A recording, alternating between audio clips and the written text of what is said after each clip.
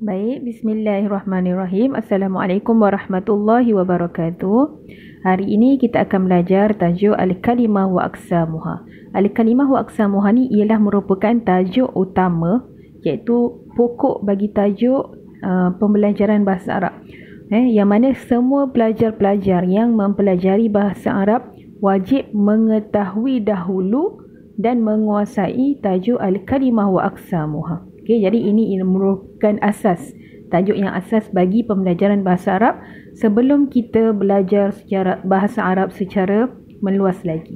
Baik, al-kalimah wa aqsamuha maksudnya perkataan dan bahagian-bahagiannya. Al-kalimah maksudnya perkataan, aqsam ni bahagian-bahagiannya. Pergi kepada yang pertama iaitu al-kalimah. Lihat kepada ta'riful kalimah. Al-kalimah ni dalam bahasa Melayu maksud dia perkataan. Perkataan lah kalimah, perkataan.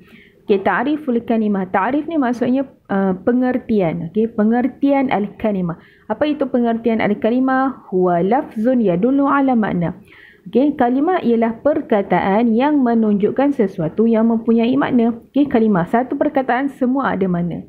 Maksudnya satu perkataan tu mesti ada makna. Aqsamul kalimah. Aqsamul kalimah. Aqsam ni maksudnya bahagian ataupun jenis. Selain daripada aqsam, kalimah selain daripada aqsam, anwa' juga membawa maksud bahagian ataupun jenis. Jadi anwa' dan aqsam ni sama, muradif, dia punya seerti. Aqsamul kalimah maksudnya bahagian-bahagian kalimah. Baik, kalimah terbahagi kepada 3. Tanqasimul kalimah ila thalathati aqsam. Kalimah terbahagi kepada 3 bahagian. Yang pertama dinamakan ismun, yang kedua dinamakan fi'lun, yang ketiga dinamakan harfun. Ismun merupakan kata nama, fi'lun merupakan kata kerja atau perbuatan, harfun merupakan partikel. Baik, kita tengok contoh ismun. Ismun contohnya ialah mithlu. Mithlu ini contoh. Contoh isim apa dia? Contoh isim banyak sangat. Contoh Zaidun. Zaidun ni nama orang. Talibatun. Talibatun ni pelajar. Sayyaratun. Sayyaratun ni kereta, dan banyak lagi contoh isim. Maksudnya semua kalimah itu, semua kalimah bahasa Arab kategorinya ialah isim. Yang mana kalimah yang bukan fa'il dan bukan huruf, ia adalah isim. Contoh apa lagi?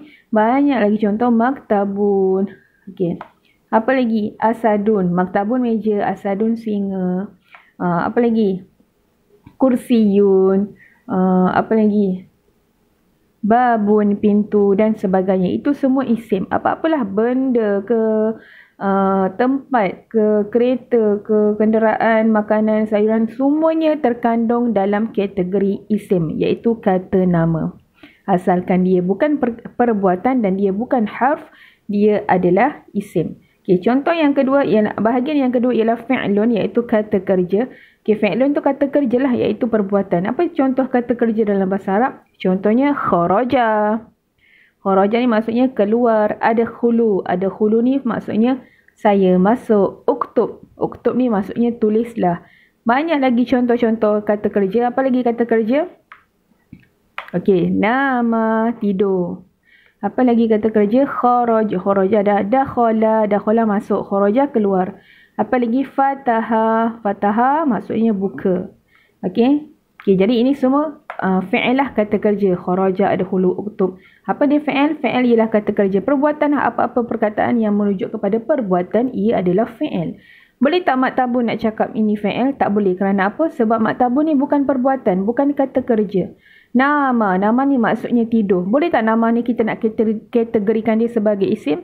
Tak boleh, kerana nama ni ialah kata kerja dan dia dikategorikan dalam fi'il. Boleh faham di situ? Kena faham seterusnya harfun. Harfun ni partikel. Harfun ni yang kecil-kecil. Mithlu, contohnya bi. Bi ni maksudnya dengan.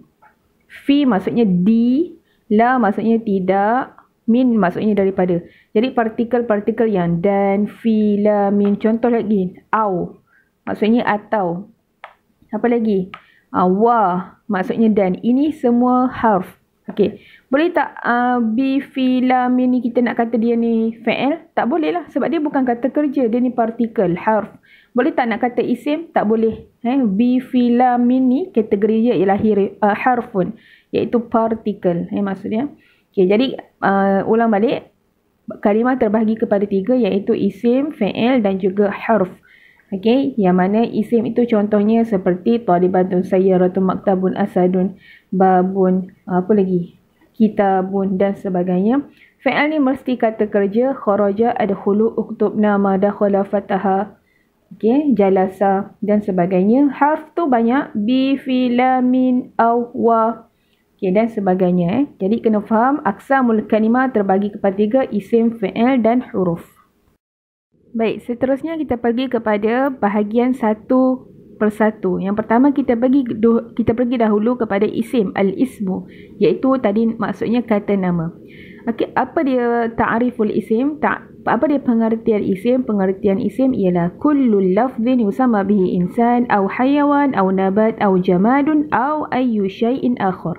Seperti tadi yang Ustazah terangkan, okay, isim tu ialah setiap perkataan. Maksudnya apa-apa sahaja perkataan yang merupakan panggilan nama ke, manusia ke, haiwan ke, tumbuh-tumbuhan ke, objek ke dan sebagainya, ia dikategorikan dalam isim. Maksudnya selain daripada kata kerja iaitu dan selain daripada harf, ia adalah isim. Maksudnya semua perkataan bahasa Arab itu kategorinya ialah isim. Okey? Kita tak boleh kata dia fi'il sebab apa? Sebab dia bukan kata kerja dan dia bukan huruf, bukan partikel. Maka kategorinya ialah isim. Okey, seterusnya tadi ta'rif isim, kita pergi kepada alamatul ismi. Alamatul ismi ni maksudnya alamat isim ataupun tanda-tanda isim. Okey, maksudnya alamat isim dan tanda isim. Macam mana kita nak tahu bahawa perkataan tu isim? Contohlah kan, kita ni baru belajar bahasa Arab dan banyak perkataan yang kita tak tahu makna dia ni apa. Jadi kita tak tahu dia ni isim ke, fi'il ke, huruf. Kalau pelajar-pelajar yang dah tahu makna, tak ada masalah untuk dikategorikan. Contoh, Ustazah bagi je perkataan satu, dakhala. Okey, pelajar-pelajar, apa ni? Ini isim ke, fi'il ke, huruf? Okey, ada pelajar-pelajar yang tidak pernah belajar bahasa Arab, jadi dia tak tahu dakhala ni apa. Jadi macam mana nak tahu dakhala ni isim ke, fi'il ke, huruf? Okey, ini merupakan tanda-tanda isim. Maksudnya, kalau kita tak tahu makna, kita boleh, dengan tanda-tanda ini, kita boleh tahu bahawa ia itu adalah isim. Okey, baik. Tengok betul-betul. Yang pertama ialah dukhul alif lam. Masuknya alif lam. Maksudnya, apa-apa kalimah, apa-apa perkataan bahasa Arab yang ada alif lam, ia adalah isim.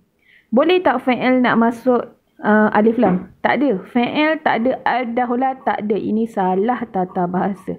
Awak takkan jumpa fi'il ataupun kata kerja yang ada alif lam. Jadi kalau perkataan yang ada alif lam, ia adalah isim sahaja. Itu yang pertama.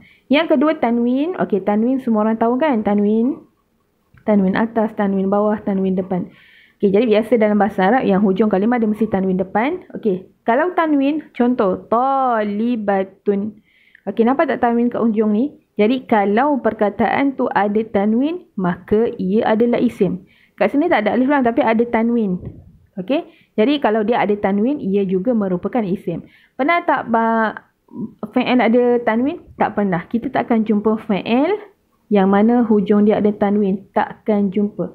Fataha, kalau dia ada tanwin, maka dia bukan fi'il. Dia dikategorikan sebagai isim. Okey, baik. Yang kedua ialah tanwin. Okey. Yang ketiga ialah an ya'tiya ba'daha fil jar. Contoh, fil hujrah. Okey, datangnya, iaitu kalimah yang datang selepas huruf jar. Okey, huruf jar ni contoh fi, bi, min. Huruf jar ni ada banyak juga. Okey.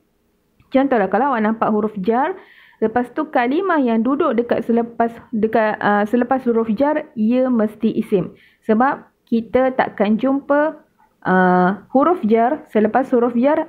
Contoh, fi ni maksudnya di, fi fa'ala atau fi dakhala.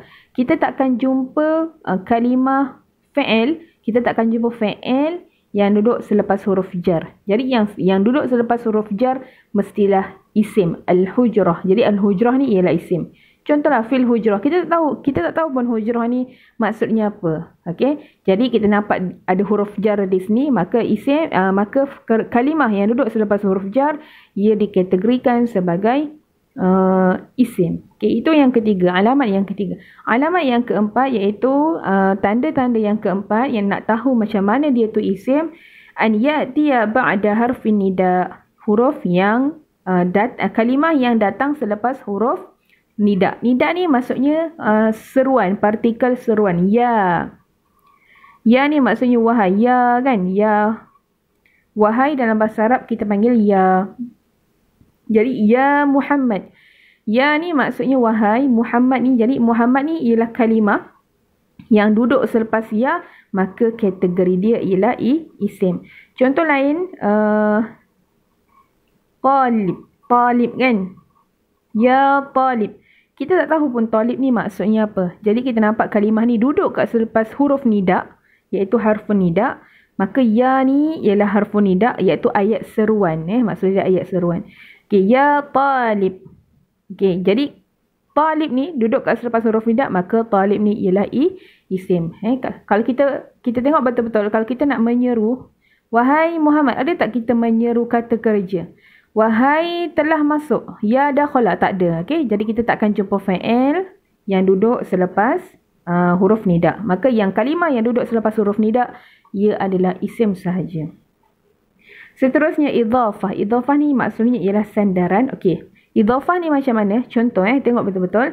Fi hujratin naumi. Okey, sekarang ni dua kalimah ini ialah idhafah.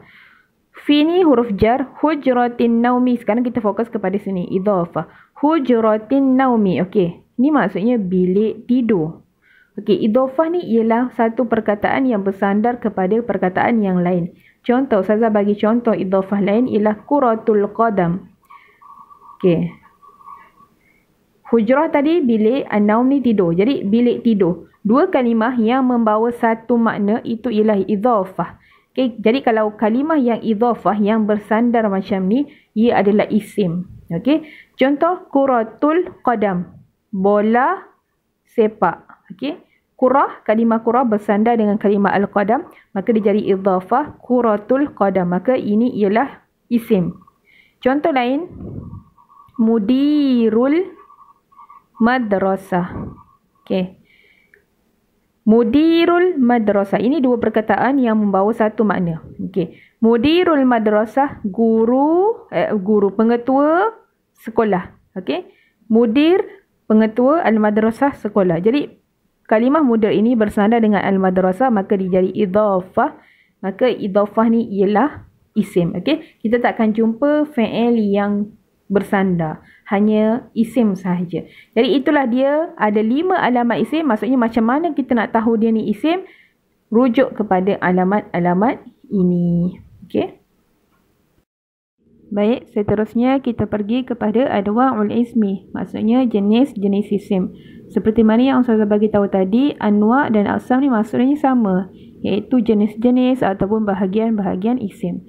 Baik, okey. Anwa'ul ismi terbahagi kepada 4, ismul alam, ad-dhamair, ismul isyarah wa ismul mausul. Baik, ismul alam ni merupakan kata nama khas, maksudnya kata nama khas.